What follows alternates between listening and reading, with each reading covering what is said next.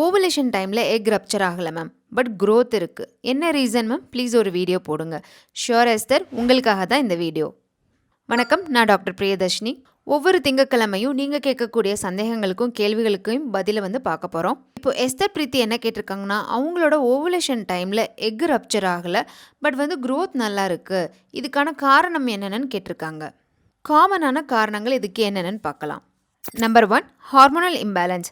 இன்அடிக்குவேட் LH surge or abnormal LH timing. நம்மளோட period சைக்கிளில் luteinizing hormone ஒரு ஹார்மோன் இருக்கும். இது ரொம்ப முக்கியமானது. பர்டிகுலர் டைமிங்கில் அது அதிக அளவில் போகிறப்ப தான் ஓவலேஷன் நடக்கும். அதாவது கருமுட்டை வெடித்து வெளியே வரக்கூடியான டைம் இந்த எல்ஹெச் சர்ச் நடக்கிறப்ப தான். அது டைமிங் சரியில்லை, இல்லை ரொம்ப இன்அடிக்குவேட் பத்தாமல் இருக்குது அப்படின்னா ஓவலேஷன் நடக்காமல் போகிறதுக்கு வாய்ப்பு இருக்குது. அடுத்து ப்ரொஜெஸ்டரான் டெஃபிஷியன்சி. ப்ரொஜெஸ்டரான் ஹார்மோன்ஸ் கம்மியாக இருக்கிறப்பையும் இந்த மாதிரி கருமுட்டை வெடித்து வெளியே வராமல் ஆகிறதுக்கும் வாய்ப்பு இருக்குது. Number 2, endometriosis or PCOD. இந்த மாதிரியான கண்டிஷன்ஸ்லேயும் பார்த்திங்கன்னா எக் ரப்ச்சர் ஆகாமல் போகிறதுக்கு வாய்ப்பு இருக்குது. Number 3, medication or stimulation cycle.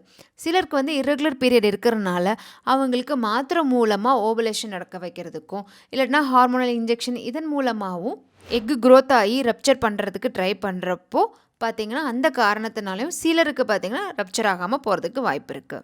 இதுக்கப்புறம் என்ன நடக்கும் பாடியில்? இப்போ ஒரு சில பேர்த்துக்கு கன்ஃபியூஸ் ஆகலாம், என்னது எக்கு growth ஆகுது, ஏன் அது அப்புறம் ரப்ச்சர் ஆக மாட்டேங்குது அப்படின்ட்டு இருக்கும். ஸோ இங்கே பாருங்கள், நம்ம உடம்புல ஓவரியிலேருந்து ஃபாலிக்கிள் அப்படிங்கிறது ஒன்று வளரும். அந்த ஃபாலிக்கிள் உள்ளே தான் பார்த்திங்கன்னா நம்மளோட எக்கே இருக்கும். ஃபாலிக்கிள் தான் ஒரு மாதமும் வளர்கிறப்போ உள்ளே எக்கும் நல்லா வளர்ந்து growth ஆகி மெச்சூர்டாக ஆரம்பிக்கும்.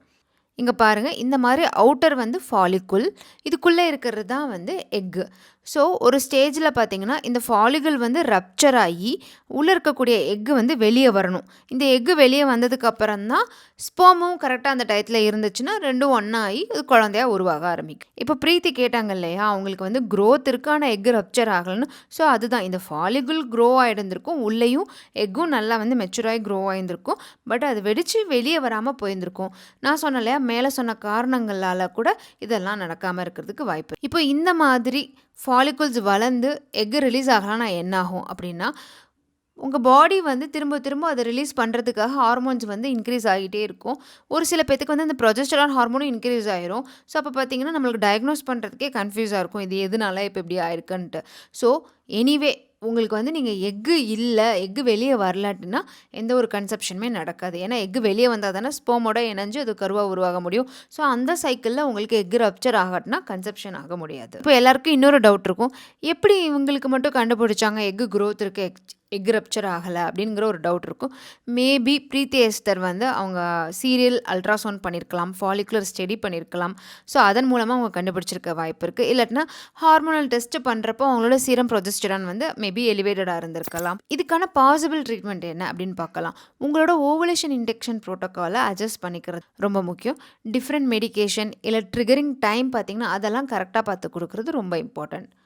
சிலருக்கு பார்த்திங்கன்னா ஹச்சிஜி இன்ஜெக்ஷன் கொடுப்பாங்க. இது எதுக்குன்னா அந்த எக்கு வெடித்து வெளியே வரதுக்காகவும் கொடுப்பாங்க. ரொம்ப முக்கியமானது lifestyle correction for hormone balance. உங்களோட lifestyle changes like healthy food, physical activity இதெல்லாம் பண்ணுறப்போ உங்களோட பீரியட் ரெகுலர் ஆகும். அதனால உங்களோட ஓவலேஷனும் நேச்சுரலாக நடக்கும். அப்போ பார்த்தீங்கன்னா இந்த ஃபாலிகுலும் நல்லா க்ரோ ஆகும், எக்கும் மெச்சூர்ட் ஆகும், அப்போ எக்கும் ரப்ச்சர் ஆகும். ஸோ நீங்கள் ப்ரெக்னென்ட் ஆகிறதுக்கான சான்சஸ் அதிகமாக இருக்கும். அதனால தான் நான் ஒவ்வொரு வீடியோலையுமே நீங்கள் நேச்சுரலாக ட்ரை பண்ணுறீங்கன்னா உங்களோட லைஃப் ஸ்டைல் ரொம்ப முக்கியம்னு ஒரு வீடியோலையும் சொல்கிறதுக்கான காரணம் அதுதான். ஹோப்ஃபுல்லி உங்களுக்கு இந்த வீடியோ யூஸ்ஃபுல்லாக இருக்கும்னு நினைக்கிறேன். இந்த வீடியோ பிடிச்சிருந்தா லைக் பண்ணுங்கள். வீடியோ பார்த்ததுக்கு நன்றி.